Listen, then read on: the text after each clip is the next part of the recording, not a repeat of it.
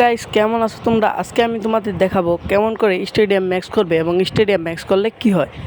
তো স্টেডিয়ামের এখানে চলে আসবে এবং তোমরা স্টেডিয়ামের ভিতরে ঢুকবে। সাইডে ক্লিক করবে, স্টেডিয়ামের যে সাইড অপশনগুলো আছে সাইডে ক্লিক করবে। তারপরে এখানে তোমরা সর্বোচ্চ যে অ্যারেনাটা আছে সেটা সিলেক্ট করবে।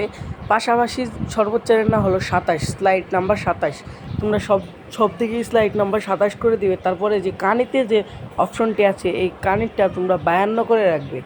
তোমরা যদি কম করে রাখো তাহলে কিন্তু স্টেডিয়ামটা ভালো দেখা যাবে না। এরকম স্টেডিয়াম ভালো দেখাতে চাইলে তোমাদের অবশ্যই সর্বোচ্চ স্লাইড নাম্বার দিয়ে স্টেডিয়াম ম্যাক্স করা উচিত। স্টেডিয়াম ম্যাক্স করলে তোমরা বেশি বেশি কয়েন পাবে এবং আরও উপকার হবে তোমাদের। তোমরা শুধু কয়েন দিয়েই নয়, তোমরা ডায়মন্ড দিয়েও কিন্তু স্টেডিয়াম ম্যাক্স করতে পারবে। ডায়মন্ড দিয়ে স্টেডিয়াম ম্যাক্স কেমন করে সেটা আমি তোমাদের এই ভিডিওতে দেখাবো। ডায়মন্ড দিয়ে স্টেডিয়াম ম্যাক্স করতে চাইলে লেজেন্ডারি অপশনে ক্লিক করবে। তারপরে এখানে এসে যাবে, তোমরা 1250 ডায়মন্ড দিয়ে এরকমগুলো একটা স্টেডিয়াম নিতে পারবে। আর ডায়মন্ড ছাড়াও আছে এখানে যেগুলো টাকা, বাস্তবে টাকা দিয়ে কিনতে হয়। যারা স্টেডিয়াম ম্যাক্স করতে চাও তারা অবশ্যই স্টেডিয়াম ম্যাক্স করে ফেলো।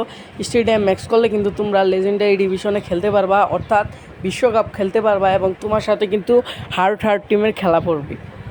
যারা স্টেডিয়াম ম্যাক্স করবে তাদের কিন্তু অনেক সুবিধা হবে ম্যান কিনতে, কারণ স্টেডিয়াম ম্যাক্স করলে অনেক বেশি কয়েন পাওয়া যায়।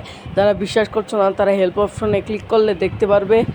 এখানে দেওয়া আছে স্টেডিয়াম কত বড় করলে কোন ডিভিশনে তুমি খেলতে পারবে। তোমার স্টেডিয়ামে যদি 85,000 দর্শক থাকে তাহলে কিন্তু তুমি লেজেন্ডারি ডিভিশনে খেলতে পারবে।